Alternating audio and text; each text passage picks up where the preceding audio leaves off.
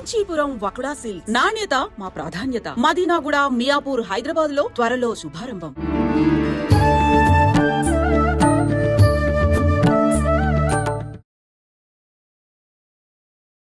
నమస్కారం, welcome to I dream. ధర్మ మార్గం విత్ విజిత కార్యక్రమానికి స్వాగతం. ప్రస్తుతం మనతో పాటు ఉన్నారు ప్రముఖ జ్యోతిష్య పండితులు, ఆధ్యాత్మికవేత్త, నృసింహస్వామి ఉపాసకులు శ్రీనివాసుల అనంతరామ శర్మ గారు. ఇప్పుడు వారితో మాట్లాడి మరిన్ని విషయాలు తెలుసుకునే ప్రయత్నం చేద్దాం. నమస్తే అండి.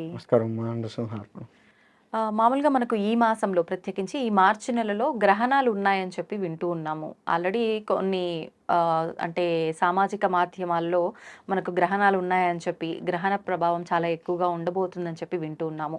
మరికొంతమంది ద్వారా అసలు గ్రహణాలు ఉన్న మాట వాస్తవం, కానీ మన దగ్గర మాత్రం ఎటువంటి ప్రభావం లేదు, అసలు గ్రహణం మన దగ్గర లేదు, విదేశాల్లో ఉంది అని చెప్పి చెప్తున్నారు. అసలు ఏంటండి గ్రహణం అనేది మన దగ్గర ఉందా లేదా, నియమాలు పాటించాలా, అవసరం లేదా, దాని గురించి తెలియజేయండి. తప్పకుండా అమ్మ.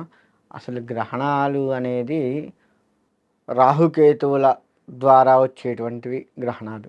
అయితే ఈ గ్రహణాలు అనేది మనకి రేపు 14వ తారీఖు ఒకటి, 29వ తారీఖు ఒకటి, ఈ రెండు ఉన్నాయి అని చెప్పేసి ఈ నెలలో చెప్తూ ఉన్నారు. కాకపోతే ఉన్నమాట వాస్తవం, కానీ మన దేశంలో అయితే లేదు. ఎక్కడెక్కడ కనిపించే అవకాశం ఉందండి? మన భారతదేశంలో ఎక్కడా కనిపించదు. మన భారతదేశ పరిధిలో ఉన్నటువంటి వాళ్ళు ఎవరైనా సరే గ్రహణం మనకి ఈరోజు ఉంది, జాగ్రత్తలు తీసుకోవాలి అనేది ఎక్కడా లేదు. ఈ గర్భిణీ స్త్రీలు కావచ్చు, ముసలి వాళ్ళు కావచ్చు, ఎవరైనా సరే ఆధ్యాత్మికవేత్తలు కావచ్చు, గ్రహణాన్ని పాటించాల్సిన అవసరం లేదు. దేవాలయాలు బంద్ చేయటం ఇటువంటివి పాటించాల్సింది లేదు. కాబట్టి ఎవరైనా గ్రహణాలు ఉన్నాయి అని అనుకుంటే మాత్రం మన భారతదేశంలో లేదు, కాబట్టి పాటించాల్సిన అవసరం లేదు. కాబట్టి దాని గురించి ఆలోచించే అవసరం కూడా లేదు ఇంకా మనకి. ఇక్కడ విదేశాల్లో ఉన్నాయి, ఆయా ప్రాంతాల వారు దాన్ని మాత్రం పాటించాల్సిందే. ఆ ప్రాంతంలో మన వాళ్ళు ఎవరైనా ఉంటే, మన భారతీయులు ఎవరైనా ఉంటే ఖచ్చితంగా పాటించాల్సిందే. గ్రహణ నియమాలు ఖచ్చితంగా పాటించాల్సిందే. అవునా? అంటే వాళ్ళు ఉన్న ప్రాంతంలో గ్రహణం ఉంది అంటే, ఇప్పుడు ఉదాహరణకి అమెరికాలో ఏ ప్రాంతీయులమైనా సరే ఎక్కడ ఉన్నప్పటికీ ఉన్న ప్రదేశంలో నియమాలు పాటించాల్సిందే, గ్రహణం పాటించాల్సిందే. ఇప్పుడు ఉదాహరణకి న్యూయార్క్లో ఉంది అనుకుంటే ఆ న్యూయార్క్లో మన భారతీయులు ఎవరైనా ఉంటే ఆ ప్రాంతంలో ఖచ్చితంగా వాళ్ళు అక్కడ ఉన్నందుకు ఆ ప్రాంతంలో ఆ గ్రహణ సమయంలో ఎంతెంత వరకు ఉందో ఆ సమయం వరకు, అంటే మనం ఇక్కడ ఉన్న సమయాలు అక్కడ ఉన్న సమయం వేరుంటుంది. మనం ఇక్కడ సమయాన్ని మనం టాలీ చేసి అక్కడ చెప్పలేము. ఇదే సమయాన్ని అక్కడ పాటించాలనేది కూడా లేదు. అక్కడ ఉన్న సమయంలో ఆ ఏ సమయానికి అక్కడ పడుతుంది, అక్కడ పంచాంగకర్తలు అందరూ ఉన్నారు కదా, వాళ్ళని అడిగి తెలుసుకొని గ్రహణ నియమాలు ఖచ్చితంగా పాటించాల్సిందే. గర్భిణీలు ఉంటే ముందుగానే తినేసేయాలి. ఎక్కువ శాతం గ్రహణం పట్టే సమయం కల్లా అరగటానికి మొదలు కావాలి మనం తిన్న ఆహారం. ఒక 2 గంటల ముందు తినేసేయచ్చు. పట్టు స్నానం, మధ్య స్నానం, విడుపు స్నానాన్ని ఉంటాయి, అవి చేయవలసిందే. ఇవాళ మొత్తం కూడా ఏం చేస్తున్నాం అంటే, గ్రహణం పట్టంగానే స్నానం చేస్తున్నాం, గ్రహణం విడవంగానే స్నానం చేస్తున్నాం, మధ్యలో కూడా స్నానం ఉంటుంది, చెయ్యాలి. గ్రహణ సమయంలో ఎక్కువగా ఆధ్యాత్మిక పరమైనటువంటివి, భగవద్గీత, రామాయణం, మహాభారతం ఇటువంటివి చదువుతూ ఉండాలి. లేదు జపం చేసుకోవాలి, భగవంతుడికి సంబంధించిన జపం, శివుడుగా ఓం నమ శివాయని కానీ, ఓం నమో నారాయణాయని కానీ జపం చేసుకుంటూ ఉండాలి. వారి ఉపాసనా దైవాన్ని బట్టి ఆ జపాన్ని చేసుకుంటూ ఉంటే ఎక్కువ ఫలితం వస్తూ ఉంటుంది. ఆ సమయంలో బయటికి వెళ్ళకూడదు, ఎటువంటి ఆహార పదార్థాలు, టీ, కాఫీ, మంచినీళ్ళు కూడా తాగకూడదు, దేని మీద మూతలు తీయకూడదు. గర్భిణీలకు ఇవి బాగా ఉపయోగపడతాయి. గొల్లెం తీయొద్దు, అంటే రెస్ట్ తీసుకుంటే ఉండాలి. ఇంకా గర్భిణీలు కాబట్టి కింద ఆ రూల్ అయితే మంచాలు కూడా ముట్టుకోకూడదు. కానీ మరి వారి ఆరోగ్య పరిస్థితి, ఒక్క గర్భిణీ అంటే తన ఒక్కరే కాదుగా, లోపల బేబీ ఆరోగ్యం కూడా తన మీద ఆధారపడి కిందనే ఉండాలి. మంచం కూడా ముట్టుకోకూడదు అని చెప్తారు, కానీ మరి గర్భిణీలకు తప్పదు కదా. కాబట్టి వాళ్ళ వరకు కొంత మనకి ఇక్కడ ఏం చేశారు అంటే, కొన్ని గర్భిణీలకి, ముసలి వాళ్ళకి టాబ్లెట్ వేసుకొని పనిచేయదు అనుకున్నటువంటి వాళ్ళకు కూడా చిన్న రెమెడీస్ ఇచ్చారు. పెద్దవారు అందరినీ ఇబ్బంది పెట్టలేదు. కాబట్టి అటువంటి వాళ్ళు వాళ్ళకి తగ్గ భగవంతుడి కాస్త నివేదన చేసి, స్వామి నేను ఇప్పుడు టాబ్లెట్ వేసుకుంటేనే నా ప్రాణం నిలబడుతుంది, లేకపోతే కష్టం అని చెప్పేసి స్వామివారికి నమస్కారం చేసుకుని ఆ పండ్లు స్వామివారికి చూయించి ఆ పండ్లు భుజించి వెంటనే టాబ్లెట్ వేసుకోవాలి. ఇలా పర్వాలేదు ఓ 2-3 గంటలైనా నాకు టాబ్లెట్ వేయకపోయినా ఏం కాదు అనుకుంటే అలా ఉండిపోవచ్చు. ఉమ్, గర్భిణీలు కూడా అంతే కదా, వాళ్ళకి టాబ్లెట్ వేసుకోవడం ఇలా ఉంటాయి కాబట్టి వాళ్ళ వాళ్ళ శరీర ధర్మాన్ని బట్టి నడుచుకుంటూ వెళ్ళాలి. ఉమ్, కాబట్టి అని చెప్పి అతిగా తినకూడదు. ఆ, ముందే బాగా తినేద్దాం 2 గంటల దాకా అతిగా తినకూడదు. అరగాలి, ఆ టైంకి నీకు అరుగుదల మొదలు కావాలి. ఉమ్, ఫుల్గా తింటే 2 గంటల్లో అరగదు, అది కూడా ఉంది. ఉమ్, గర్భిణీలైనా ఎవరైనా అలా చూసుకుంటూ ఉండాలి. ఉమ్, ఆబ్దికాలు పెట్టేవారు గ్రహణ సమయంలో ఆబ్దికాలు పెట్టకూడదు. ఉమ్, ఇలా ప్రతిదీ మనకి గ్రహణ సమయంలో చెప్పబడుతూ ఉంది. ఓకే. ఏ దేశంలో ఉన్నవారైనా సరే గ్రహణం కనుక ఉంది అంటే ఈ నియమాలన్నీ పాటించాల్సిందే. వండి ఉన్న పదార్థాలని వండి గ్రహణం ఉన్న కన్నా ముందు వండి ఉన్నవి తినకూడదు గ్రహణం తర్వాత ఇంకా అని, దాన్ని ఒకవేళ తినాల్సి వస్తే గరిక వేస్తే మాత్రమే తినాలని చెప్పి అంటారు కదా, అది ఎందుకనండి? గరిక వేసి అంటే దర్భ గరిక ఇవన్నీ కూడా సూర్యరశ్మిని గ్రహిస్తాయి, తనలో నిక్షిప్తం చేసుకుంటాయి. ఉమ్, అది ఆ భూమి నుంచి విడదీసినా కానీ కొన్ని గంటల పాటు ఆ శక్తి అలా ఉండిపోతుంది గరిక. అందుకే నీళ్ళల్లో ఉమ్, తర్వాత వచ్చేసి వాటర్ ట్యాంకుల్లో వేస్తుంటాం. ఫస్ట్ వాటర్ ట్యాంకుల్లో వేయటం, పైన టాప్ మీద వేయటం, ఉమ్, ఇంటి మీద వేయడము.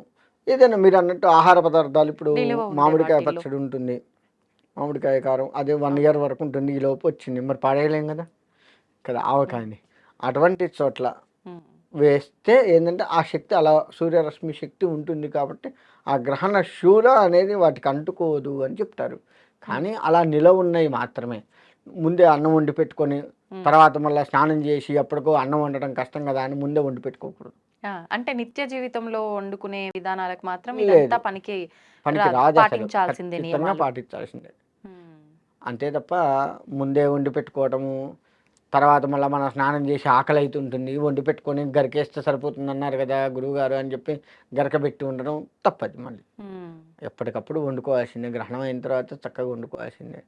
ఇకపోతే అంట్లు గ్రహణ సమయంలో మనం ఎక్కడికి వెళ్ళేది లేదు కదా అని ఆడవాళ్ళు ఆ టైంలో అంట్లు తోమటం మొదలు పెడతారు. ఆ, నేను కొన్ని చోట్ల చూశాను. అంటే పని ఇంట్లో చేసుకోవడం, పనులన్నీ శుభ్రపరచుకోవడం లాంటివి. కాస్త బట్టలు వాషింగ్ మిషన్లో వేయటం, ఆరేయటం, ఇట్లా అటువంటివి కూడా పనికిరావు. ఉమ్, ఎంతసేపు నువ్వు భగవద్ ధ్యానం, ఉమ్, టీవీ పెట్టుకో. ఒక నీకు భగవద్ ధ్యానం చేయటం రాదు, టీవీ పెట్టుకో, భగవంతుడికి సంబంధించినవి చూడు. ఉమ్, ఏ సినిమానో భగవంతుడికి సంబంధించిన సినిమా చూడు. అంతేగాని మళ్ళీ చిరంజీవి ఇలా ఎవరియో ఉమ్, చూస్తాను సినిమాలు, లౌకికపరమైన సినిమాలు చూస్తాను అంటే కూడా తప్పు. ఉమ్. నీకు ఎక్కువగా ఆధ్యాత్మికత కుదరదు, జపం చేసుకోవడం కూర్చోవడం కుదరదు అంటే భగవంతుడికి సంబంధించి ఏదైనా చూడు. మామూలుగా అంటే ఆ సమయంలో భగవద్ ధ్యానానికి సంబంధిస్తే ఇంకో పనికి రాదు అని పనికిరాదు. మాట్లాడుకుంటున్నాము.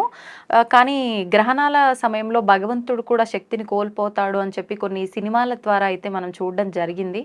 మరి మనం భగవంతుణ్ణి ఆరాధించడం వల్ల అసలు ఫలితం ఎలా ఉంటుంది? అంటే ఆయనే ఆ టైంలో శక్తులు కోల్పోతాడు కదా, దీని గురించి ఏం ఇక్కడ చెప్తారు? భగవంతుడి శక్తిని కోల్పోడు. ఉమ్, ఎప్పుడైనా భగవతాలయంలో ఉన్నటువంటి శక్తులు కానీ భగవంతుడి శక్తి కానీ పోతే, ఉమ్, ఆయన శక్తి పోతే మనల్ని రక్షించేవాడెవడు ఉమ్, కదా. అవును. అది అలా ఇంజెక్ట్ చేస్తున్నారు ఓకే. మనకి, కానీ అది అది కాదు, వాస్తవం ఆయన శక్తి కోల్పోదు. అలా భగవద్ ధ్యానము చేస్తూ ఉంటే భగవత్ శక్తి భగవంతుల్లో కోల్పోదు, మనలో ఉన్న శక్తి కోల్పోతుంది, ఆధ్యాత్మిక శక్తి కోల్పోతుంది మనం మనలో.